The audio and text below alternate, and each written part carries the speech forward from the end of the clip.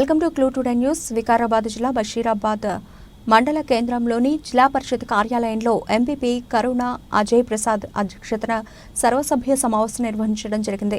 సమావేశంలో వివిధ శాఖల అధికారులు ప్రగతి నివేదికను చదివి వినిపించారు. అనంతరం ఎంపీపీ కరుణ అజయ్ ప్రసాద్ మాట్లాడుతూ గ్రామాల్లో నీటి సమస్యలు తలెత్తకుండా పంచాయతీ కార్యదర్శులు, ప్రత్యేక అధికారులు చర్యలు తీసుకోవాలని సూచించారు.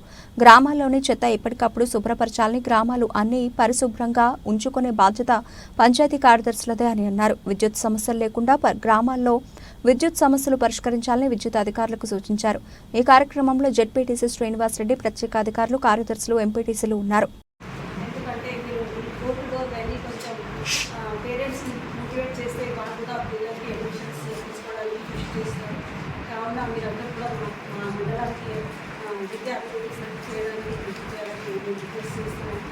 అదేవిధంగా ఇప్పుడు సమ్మర్లో ఉపాధి కూడా కంపల్సరీగా వాళ్ళు ఇవ్వడానికి పనిచేయడం జరిగింది.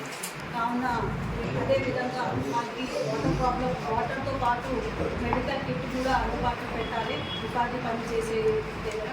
ఎందుకంటే ఏదైనా ఇష్యూస్ వచ్చినా కూడా ఇమీడియట్గా మనకు ఫస్ట్ ఎయిడ్ లాగా వాళ్ళు చేయడానికి కూడా అవకాశం ఉంటుంది. కావున మెడికల్ కిట్ కూడా మీరు ప్రతి వర్క్ దగ్గర పెట్టుకోవాలని నేను రిక్వెస్ట్ చేస్తున్నాను. అదేవిధంగా ఈ కోడ్ రావడంతో నేను కూడా ఎక్కడ కూడా ఎక్కువ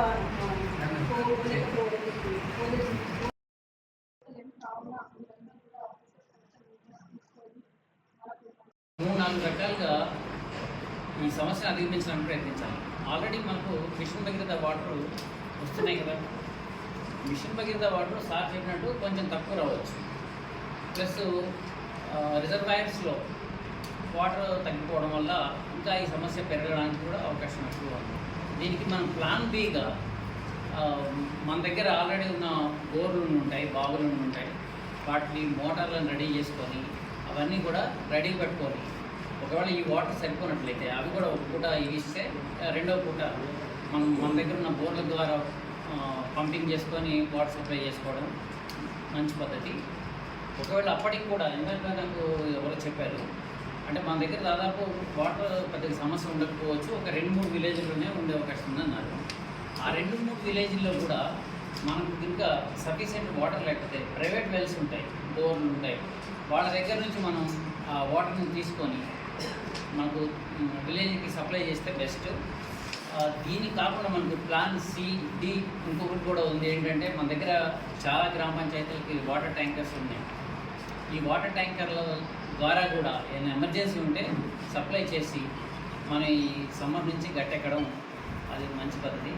ఇంకొకటి అంటే ఈ విషయం గురించి నేను డి గారితో కూడా మాట్లాడతాను. 4 గంటల వరకు ఆ టైంలో ఎక్కువ ప్లస్ మనం వంట చేస్తే ఆ సెక్క కూడా రాస్తుంది. సో 2 to 4 కూడా వంట చేయడం అని చెప్పేసి కూడా మానేయడం అని చెప్పాలి ఒకటి. ఇంకోటి వచ్చేసి మనకు ప్రతి గంటకు ఒక గ్లాస్ నీళ్ళు తాగమని చెప్పాలి ప్రతి ఒక్కరికి. లేదు మనకు మేము వచ్చేసి ఎవరికైనా ఈ స్ట్రోక్ వచ్చిందంటే వాళ్ళకి ట్రీట్మెంట్ ఎట్లయింది మా ఆశా కార్యకర్తలతో ఏనులతో ప్రతి ఉపాధి పథకం పని జరిగే దగ్గర ఫీల్డ్ అసిస్టెంట్లకు ప్రతి ఒక్కరి దగ్గర 10 ఓఆర్ఎస్ ప్యాకెట్ ఇచ్చాము ఆల్రెడీ. మేము కూడా అక్కడక్కడ పోయి విజిట్ చేస్తూ ఉన్నాము. అయితే అక్కడ వచ్చేసి ఎవరికైనా వడదెబ్బ తగిలింది అంటే ఒళ్ళు చాలా వేడిగా ఉంటాయి, 105 డిగ్రీ టెంపరేచర్ ఉంటుంది. సో నార్మల్గా మనం ఎవరైనా ఎండకపోతే ఏమైతే ఎవరికైనా చెమట వస్తే వడదెబ్బ తగలనట్టు, చెమట రాలేదు అంటే వడదెబ్బ తగిలినట్టు. ఒళ్ళు వేడి ఉండడము, చెమట రాకపోవడము, వణకడము, నలత చెందడం, కొంచెం మన స్టోర్ లేకపోవడం, ఇట్లాంటి లక్షణాలు పనిచేసే దగ్గరనే కాకుండా ఎక్కడ జరిగినా కూడా వాళ్ళకి ఇమీడియట్గా చేయాల్సింది ఏంటంటే ఆ పర్సన్ తీసుకుపోయి నీడ కూర్చోబెట్టి ఒళ్ళు వేడి ఉంటుంది కాబట్టి తడిబడితో మొత్తం ఒళ్ళు తూర్చడం. ఆయన మనకు కాన్షియస్లో ఉంటేనే ఆయనకు నీళ్లు తాపాలి. ఒకవేళ కాన్షియస్లో వేయడానికి నీళ్లు తాపకూడదు. అట్లా తాపితే మళ్ళీ ఊపిరితిత్తులో పోయి మళ్ళీ ప్రాణం పోయే అవకాశం ఉంటుంది. ఒకవేళ కాన్షియస్ వచ్చినాక నీళ్లు తాగుతుందంటే పర్లేదు. అలా కూడా నీళ్లు తాగడం కొంచెం మింగడం ఇబ్బంది అవుతుంది, లోపలికి పోతలేదు అనుకో, అప్పుడు వెంబడే మనం 102 వెహికల్స్ 108 ఫోన్ చేసి మనకు వికారాబాదు, తాండూరు, పరిగి, కోడంగల్ 4 హాస్పిటల్ అక్కడ సూపరింటెండెంట్లకు కూడా కలెక్టర్ సార్ మీటింగ్ తీసుకొని చెప్పడం జరిగింది. ఎవరైనా పేషెంట్ ఏ మండలం నుంచి వచ్చినా కానీ, సన్స్ట్రోక్ నుంచి కానీ, ఏ నుంచి ఎవరు వచ్చినా కూడా ఇమీడియట్గా రెస్పాండ్ కానీ అన్ని మందులు బెడ్స్ అన్నీ అరేంజ్ చేసుకుని నిన్న కలెక్టర్ సార్ మాకు మీటింగ్లో చెప్పారు. ఇంకా ఎయిడ్ రిలేటెడ్ గురించి, డిహైడ్రేషన్ గురించి, ఇది ఇంకా ఇవి కాకుండా మీ నుంచి సలహాలు ఏమైనా ఉంటే కూడా బషీరాబాద్.